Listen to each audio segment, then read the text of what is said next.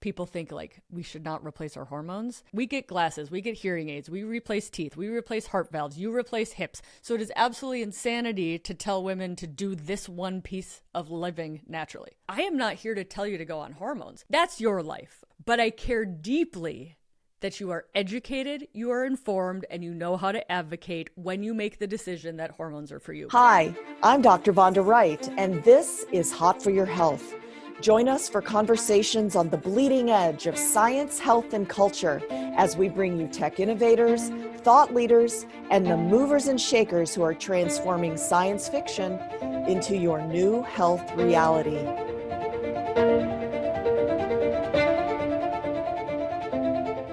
All right, everybody out listening to Hot for Your Health, I'm really excited about today because I'm joined again by colleague, but more importantly, deep friend, whom, believe it or not, people, I talk to Dr. Kelly Casperson every single day. And it's one of the... I get to talk to Dr. Casperson. And today we're going to talk about something I am very proud of. It is her second book, The Menopause Moment, because I have previously spoken to you about her previous book, which is all about human and female sexuality. You are not broken. Every stage I'm on, I'm like, and here are your resources. Estrogen Matters, The New Menopause, You Are Not Broken. It's a standard, Dr. Kelly Casperson. But just for those of you who have not listened to me before, Dr. Kelly Casperson is a board-certified urologist, a leader in the national conversation on women's health, women's sexuality, and in particular in the lane of testosterone, where we both went to the FDA last month to try to change the way women age in this country by including a conversation that is meaningful around hormones. So, Dr. Casperson, thank you for coming back. Thanks for having me. Pleasure Absolutely. to always a pleasure to hang out, man. It is. And we're doing a lot of it lately, which I'm very happy about, by the way. Yeah, we are. So I want to know, well, number one, this is out this week. The week this podcast drops, this will be live, although it's available for pre-sale. Why this book? Why this time? Yeah, the publishers of You Are Not Broken. You Are Not Broken did really well, and people love it. And it's like as you know, somebody who's written books, it's my first baby. And the publishers were like, "Will you write another book about sex?" Mm-hmm. And I'm like, I've kind of said everything I kind of want to say about sex right now. Like, we got to just get that out to the people. But I'm like, you know what? We aren't moving the conversation fast enough on hormones and menopause and midlife, and I want to write a menopause book. And they're like, "Great, write that." And then like these people, they're like, "Can I talk to you about how to write a book?" And I'm like, "No, because my journey is probably not normal." I'm just like, "Hey, publisher, I want to write a book about menopause." And they're like, "Okay."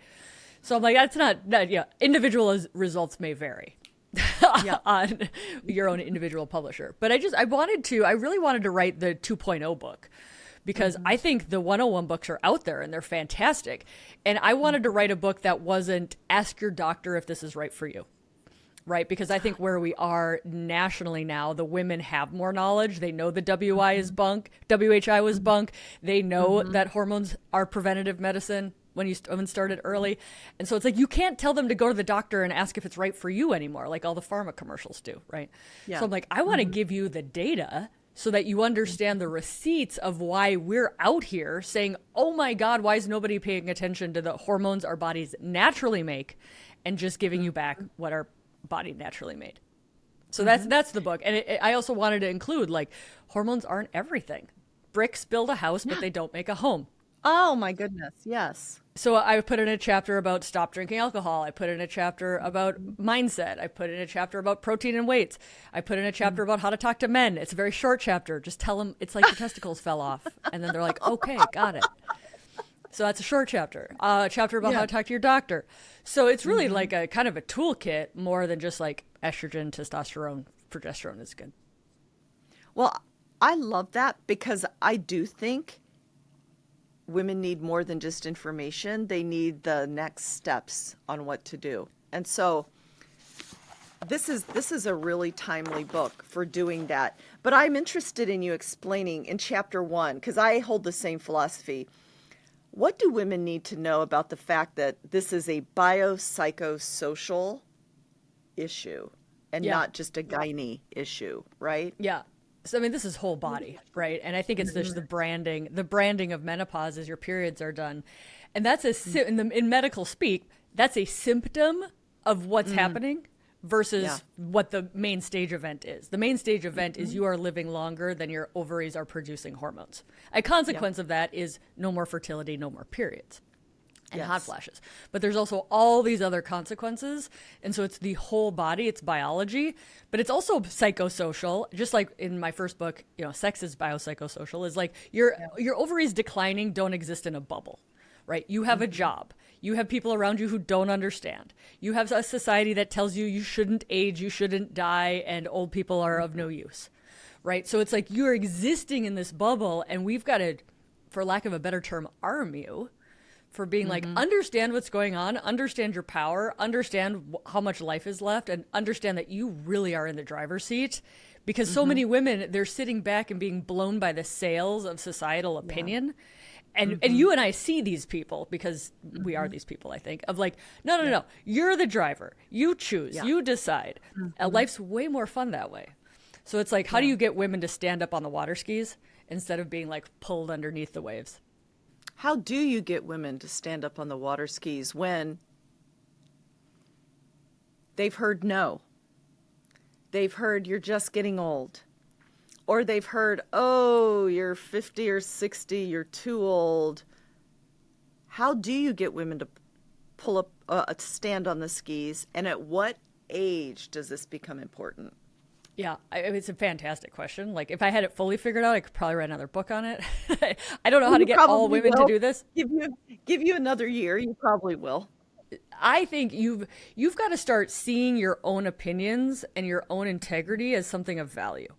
And then you can see other people's opinions, and some are knowledgeable, some are not. Some are judgy, some are thoughtful. Like other people's opinions, do you want to let them in, or do you want not let them in, right? And I think the way women are socialized in our country is like, the authority is correct, be more perfect so you can survive.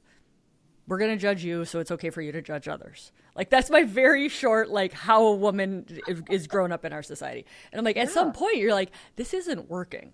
Or maybe it is working. Maybe you've done everything right, but you don't know who the hell you are. Right? And so midlife is really a time to, like, get into integrity with, like, what do you want to do? This is it, people.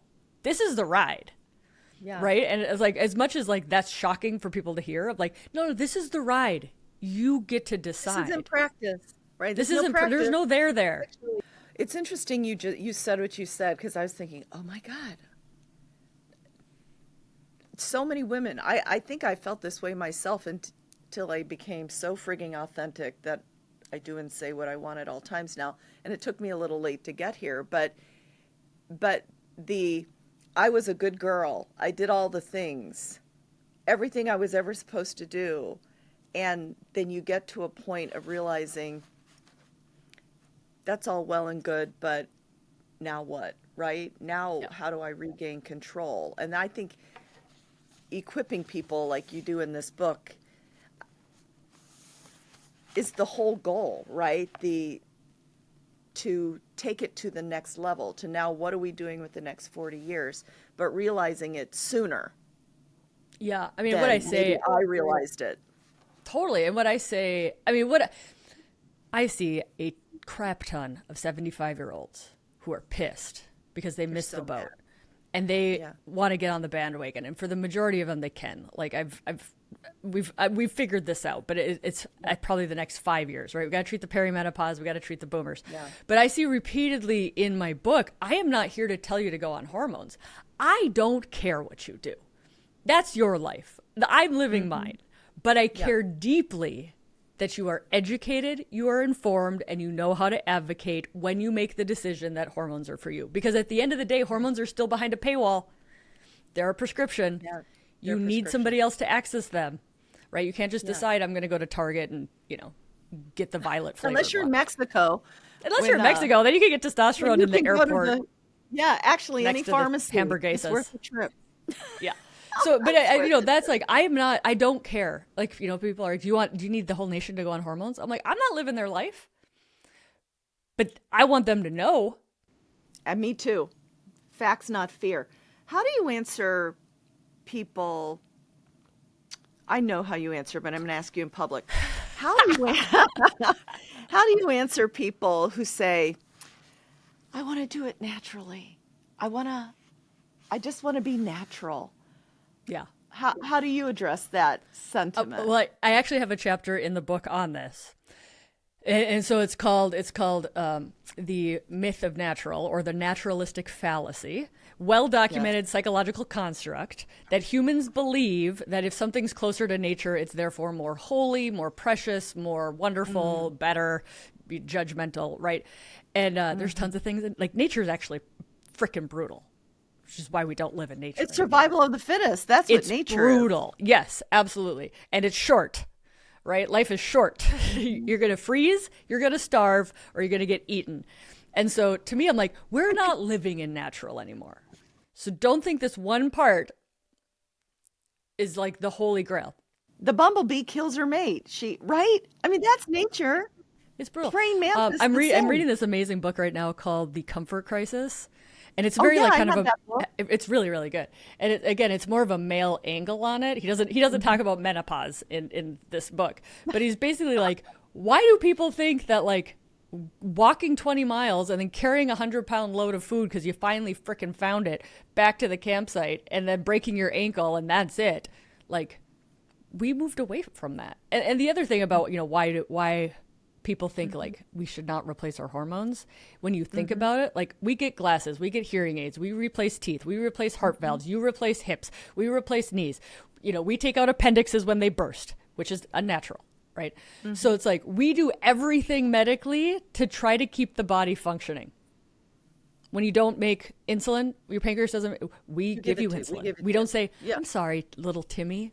That's just the way your body is. Right? We say it in no other part of medicine. So it is absolutely insanity to tell women to do this one piece of living naturally. Like, it doesn't hold up. And by the way, socks aren't natural. Either are cars. And by the way, either is a tasty latte every morning. But, Chapter 4, 5, and 6 of the Menopause Moment talk about each of the hormones that we talk about most in this stage of life. And they're natural. They are naturally occurring. Sometimes I'm like, was I put on earth just to like tell people to use vaginal estrogen? Like, can the purpose of life be so niche? That is so funny. I tell everybody, and I frankly, as an orthopedic surgeon, prescribe it a lot. God bless you. ER doctors are actually prescribing it a lot now, and I think all of the ER doctors, because they don't want to see people continue to come in with recurring urinary tract infections. Yeah, every week. I want to spend a lot of time on the premise, the framework that hormones prevent death, which is the title of chapter 7, right? Because we think of it as a reaction. Yeah. But we don't think of it as prevention. And my whole life is trying to flip conversations to prevention. So let's spend some time here. What are we preventing? There was somebody. Organ by organ, please. This was like a couple of years ago, an influencer on social media is like, but you can't actually tell women that they die less. And I'm like, technically, that's what decreased mortality means. All-cause mortality, by the way. That's what all-cause mortality means, is you die less. So the chapter in the book is like it decreases death and other good things or something like that. Because I'm like, it's a short chapter. Women die less on hormones. That's a very short book. To the tune of decreased all-cause mortality by about 40%. Right? No, it's insane. I mean, this is what I say to women. I said, if men had a drug that they could take between the ages of 50 and 60 and it decreased their risk of death by 20 to 30%, that's the cardiovascular disease data, do you think they would all be on it? And they're like, yeah, probably. And I'm like, it's called estrogen. Right. But it's like so we just think it's the end of periods. We don't think this is a cardiovascular drug. This is a neurologic drug. This is a bone health drug. It's a bladder drug, for crying out loud, right? It is. It is. So all-cause mortality, about 40%. Cardiovascular death, microvascular, right? 20 to 30%. Bone death, significant, right? I mean, every organ system, brain. I wish we have lots of data from Robbie Brinton, who I'm starting to quote all the time in every conversation. Oh my God. Did you know your brain stars? Tell people Robbie about that. Beside me. So we're at the FDA. We're sitting around. We've got 5 of the older guard, meaning the doctors who have done the research for 40 years. Then we've got Heather Hirsch. And then I'm moving my way around the table. And then there's me. And then there's Dr. Kelly Casperson. And then 2 seats down is Dr. Rachel Rubin. Holding down the fort, trying to have this conversation about prevention. And Robbie is sitting right here, and I have to admit, I hadn't read her data before. Oh my God. Her Humana insurance database paper is effing fantastic, and we should talk about it after you tell your story. No, I'm just saying that everywhere I am now, I say, did you know your brain is starving? Did you know that it goes into starvation mode? Robbie Brinton says it goes into starvation mode. But wait, it gets worse. So she, for people who don't know, she's a PhD. She's studying the brain and brain metabolism and how estrogen influences brain metabolism and what happens when estrogen goes down. And she's co-authored several papers with Dr. Lisa Mosconi in the functional MRI studies. Also did an amazing Humana insurance database paper, which we should still talk about. So she's talking at the FDA about what happens to your brain when estrogen goes down. And she's literally like, after the talk, I was like, look to Vonda, and I was like, did she actually say your brain starts eating itself? Yeah. Like, and multiple. And I think I asked Rachel Rubin. I'm like, did she say the brain starts eating itself? She's like, yeah, no, and that's what she said. And I'm like, why don't people know this? So when estrogen goes down, the brain can't metabolize glucose, so it starts using the available fuel on hand, which is white and gray matter. Everybody should be shocked. Consider hormone therapy, my friends.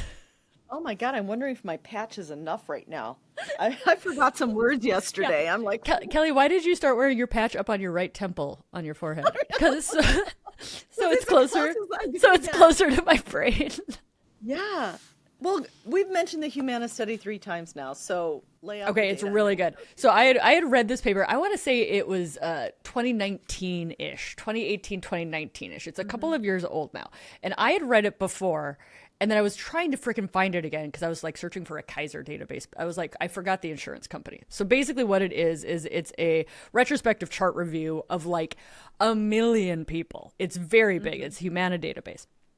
And when I met Dr. Brinton for the FDA, I went and reread it because I was like, that's the paper. That's the person who wrote this paper.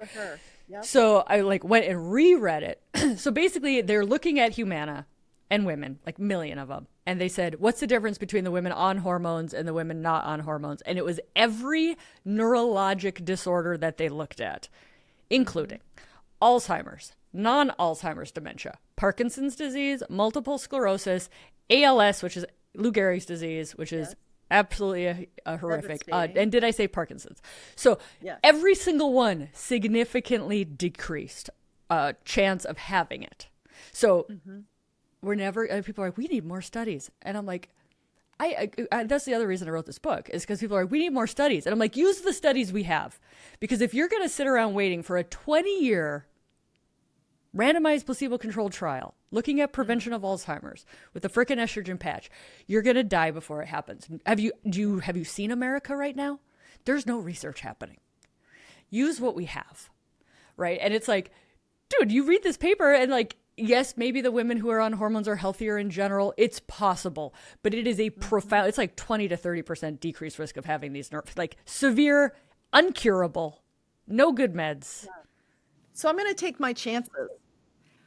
You know what? I'll take my chances. And if I'm wrong, no harm, no foul. If I had this patch on my whole life and I'm wrong, no harm, no foul. Oh yeah, you'll just be sleeping better, and your bones will be healthy. Like it'll do the other things we know. Yeah, but if it has an effect and I'm right, right?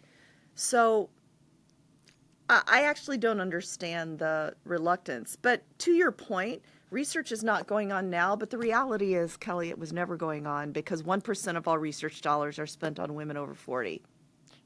It's a horse and cart argument, right? And that's the other reason I wrote the book is like, I'm so sick of people saying we don't have data and we need more data of like, let me just put the data we have right here. This is what we got. Do I want more? Of course, but it's enough for a 300-page book. Like at some point you have to make an educated decision. And I wouldn't even say guess at this point. This is an educated decision. We've got enough to know that. Yeah, that's the way I feel too. So, okay, if you're listening and you're like, okay, I'm going to make a decision. How are women going to talk to their doctors? Are they going to come in with a list and say, I want an estradiol patch, I want progesterone because I have a uterus, I want testosterone 5 mil. I mean, what is the conversation? Yeah, well, I mean, I think you need, ideally, which we don't all have, it's nice to have a relationship with a healthcare provider. That's very hard to do. People move, doctors move, insurances change. It's not as easy as we think it is anymore. My advice is call the office ahead of time. Ask the front office staff. They know about their doctors. They know their doctor. They know their doctors. Does Dr. Jones see midlife women for hormone therapy? No? Well, don't take off work and pay for parking and pay for a copay. You already know that information. Don't go. Right? In America, we have the grand privilege of getting second opinions or third opinions and blah, blah, blah. In Canada, you don't. You're tied to the doc that you get. Isn't that crazy? That's alarming. And the other nice thing about America now is because of the massive need, 80 million women over the age of 40, massive need is we have these online clinics now where testosterone's the hardest one. And that's because of the DEA restrictions on testosterone. But these clinics are built for hormone therapy. So you know what you're going in for. Are they perfect? No. Is it a wonderful, loving relationship? Some people, but like sometimes you just need an estrogen patch and somebody to follow you. Right. Just write the prescription. Just write the prescription. So have your primary care doctor for other things. Yeah. So it's not easy, but there are options. And the other thing I recommend to people is say, can we try XYZ? Estrogen patch, vaginal estrogen, blah, blah. Yeah. I will make a follow-up appointment in 3 months and tell you how I'm doing and adjust as needed. Doctors love closing the loop. We don't like being like, I'm not sure if this is going to go well and I'm never going to find out. Right? Like we want to know how it works. And so that's the other. When you say those words and it's elixir to a physician of like, yeah, let me know. And if it's going well and you love it, tell them because then that's a data point and they can help other women. And say things like, this has saved my life, or you have changed my life by writing this prescription. It is okay to use that kind of word when someone has listened to you. I'm just telling patients out there. Yes, totally. It's okay to say those words. It's nice. Like, don't say it's nice when you just have like mind-blowing sex and you're sleeping 8 hours now. Right? Right. Like, life is back. Yeah. Just tell them life's because better. that's the kind of words that women write to us or that women come up to us at conferences.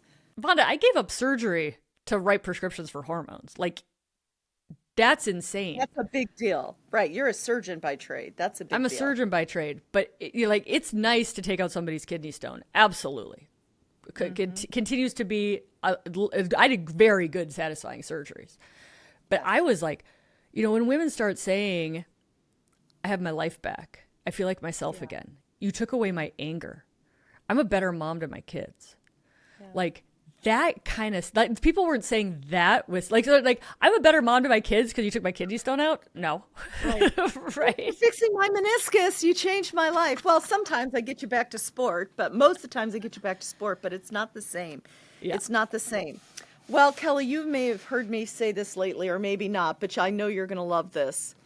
I have on multiple occasions recently, including dragging my own husband into this podcast and saying the words, without estrogen, because of the genitourinary syndrome of menopause, sex feels like razor blades. And no wonder women don't want to have it. They're not rejecting you. So let's talk about the subject I made you talk in my conference last year, from which you got a standing ovation even before you said a word. You guys, I got a standing ovation at Dr. Vonda Wright's conference before. Like, I just walked on stage and I'm wrecked at this point. Completely wrecked. You're like, what was I supposed to say? I memorized this talk. Why does Kelly expect a standing ovation before all of her talks now? I know. Because of Dr. Vonda Wright's conference. Yeah. Talk about the senile vagina. Since I made my husband talk about it on a national podcast, and what a good sport. He is a good sport. I think the thing that bothers me the most is that women don't know why it's happening, and they don't know that there's treatments for it. They just and they say the average woman waits 7 years before seeing a doctor about bladder leakage. And I haven't seen that data about pain with sex. I don't know if they have this data, but in my experience, women will be like, oh, I stopped having sex 8 years ago. I stopped having sex 5 years ago. I stopped having sex 10 years ago. Like, this is something that was a long time ago. And let me tell you, and this is what the sex therapist will say also, the longer you go without sex, for most people, you don't want sex more by not having it. Like, Freud messed it up. Libido for most people is not I love the word appetitive, appetite driven. So if you're hungry, you'll get hungrier. If you're thirsty, you'll get thirstier. If you're tired, you'll get more tired. That's an appetite-driven drive. A lot of people for sex, especially if it was painful, they're like, I don't want it more because I'm not having it. I'm pretty good. You get the take it or leave it, right? Because it hurts. And again, going back to women do not know that they are outliving their ovarian function. They are outliving their hormone production. And that affects everything. Everything. 50 to 80% of women will experience genital urinary syndrome of menopause, sometimes starting in perimenopause, sometimes starting 7 years after menopause. We don't know why. Probably receptor sensitivities and how much hormones you have. But it's the treatment is so easy. You just put local hormones back, and the treatment's relatively cheap. A tube of vaginal estrogen cream is about the cheapest at Mark Cuban Cost Plus Drugs. It's about $15 for a tube plus shipping. So again, if I always tell people, if your insurance wants you to pay $200 for a tube of vaginal estrogen, that is wrong. That is not what it costs. Stop making other people wealthy. And, this orthopod's gotten pretty good at telling, like the 46-year-old perimenopausal woman I had in my clinic yesterday, how to apply it, right? So this is not the OB's problem, people. Yeah. This is every clinician should know, because one of the problems that occurs with genitourinary syndrome of menopause is not just the vagina and sex, it's chronic UTIs that kill women. When I was in urology residency, we were told, we don't know why that's happening. We don't know why people get more urinary tract infections when they get older. And I'm like, did we not know? Or did the urologist not care? I'm not sure. I'm not willing to judge on that. But I was told we didn't know. And now I'm like, oh my God, you guys, overactive bladder, urgency frequency, burning when you pee, urinary tract infections, getting up at night to pee. It's all estrogen driven. The trigone of the bladder, which is the contractile muscle of the bladder, has estrogen receptors. They've done this study. Take the estrogen away from the muscle gets a little, pun intended, pissy.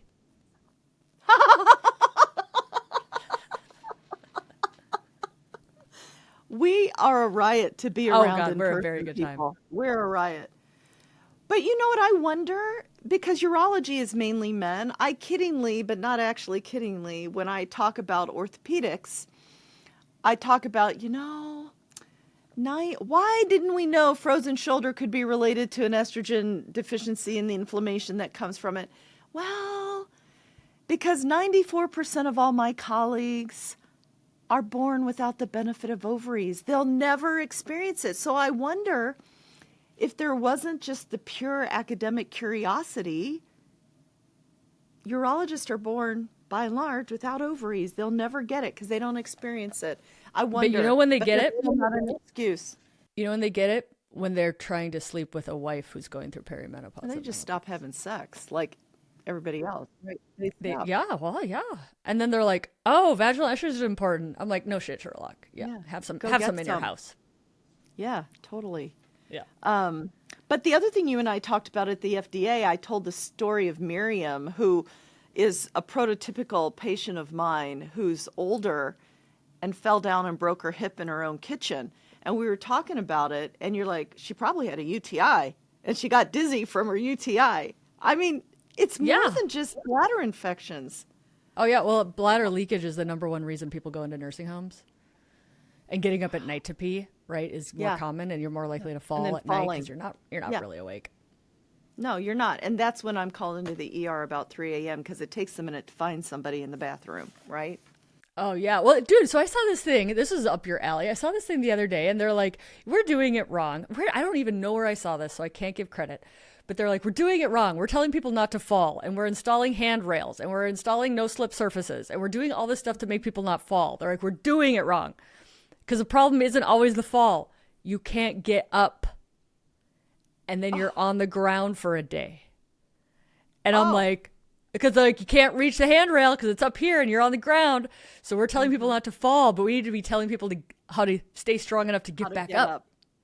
Yeah, that's true. And so, well, what's interesting when I post my silly little array of challenges, which are actually research-based, people. One is the have you done a getting up without using your hands challenge? Oh yeah, yeah. Sit to stand.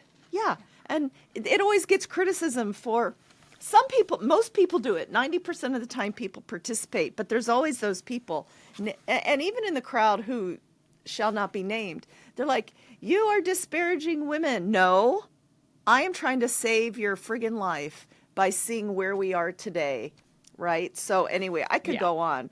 I'm only speaking to Dr. Casperson like this because we're such dear friends, but I'm usually much more respectful. Can we talk about the JAMA hip fracture testosterone article of 2025? Oh, yeah, I talked about it the other day. Talk about it. Talk about it. Excellent study. I love it. I'm glad it's open access. It's free online. Go find it. But what I don't like about it is it's a negative study. It stops at the abstract. So if you just read the abstract, testosterone does not help women post hip fracture rehab. Well, they were looking at different outcomes than maybe so they were looking at their established endpoint was, can you walk farther at a 6-minute walk test, which is a validated endpoint and has been used in other studies. But testosterone, by and large, doesn't make people fast. Right, Fair? That's not the point. Right. Fair. What matters to people 6 months after a hip fracture? Independence. Are you dependent on other people? Can you get out of your house? Can you get in your car? Are you using a cane or a walker?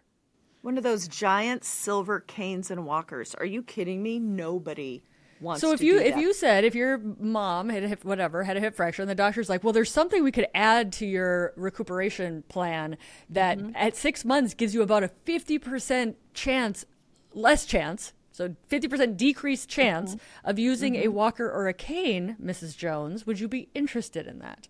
And they're like, I don't know, it might be expensive. Nope, it's actually pennies. It's actually very, very cheap. What is it? Female dose testosterone. And they even talk about it. It's in the paper because they're like, what's the mechanism of action? Why does testosterone make you not use a cane or a walker? Because it's important for people to understand. It increases lean body mass. It increases core muscle. And that's previous studies, MRI studies saying like, look at their core. Their core is actually bigger when they're on testosterone. Yeah. So there's a biologic reason, because if you've got a better core, you're less likely to need a cane or a walker. A cane. That's right. So,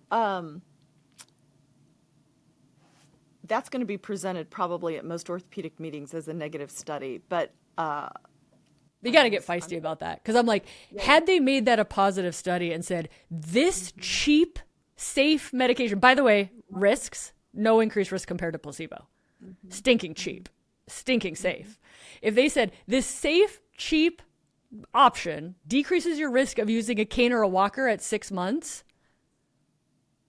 Totally. That's a huge win. And you'll have more energy. And if you're still interested in sex, they did measure like how fit do you feel you are, right? And like there were some women who were like, yeah, I feel like it was better than the placebo. But remember, I'm being snarky now. Remember, testosterone's only for libido. I was gonna take a direct hit, but I should not do that because I want to go back to Australia. We don't need to. Because people who say that, it's so ridiculous. We don't actually need to point those people out. It's just so ridiculous to say that a hormone your ovary makes is only for sex. And that's not how the body works. That's very paternalistic, as if the whole world view is surrounding reproduction, etc. Yeah. I want to talk about bullshit and bullshit adjacent, non-hormonal. Only you would have a chapter like that, but I want to talk about it. But you know what? I'm offered CBD all the time or people ask me about all these adjacent type things. Yeah, I do that too. I'm like, Vonda, what about 157M432 squared? And you're like, no data, Kelly. And I'm like, thanks. Everybody wants. There are rat data. I mean, sometimes that's on the website. These things say do not use on humans. I know. I ask my patients, where do you source that? I mean, how are you getting that from the yams? So what are bullshit and bullshit adjacent? Well, my favorite bullshit and bullshit adjacent in that chapter is other people's opinions. Oh my God. Yeah. Oh my God. I had to put that in there.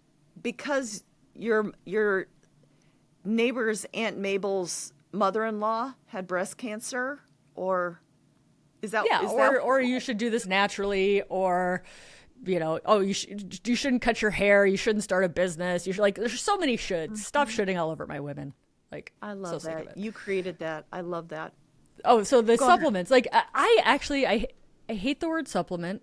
I hate the word calling hormones medicine. Like, I hate a lot of things, because the problem is caffeine is a supplement, right?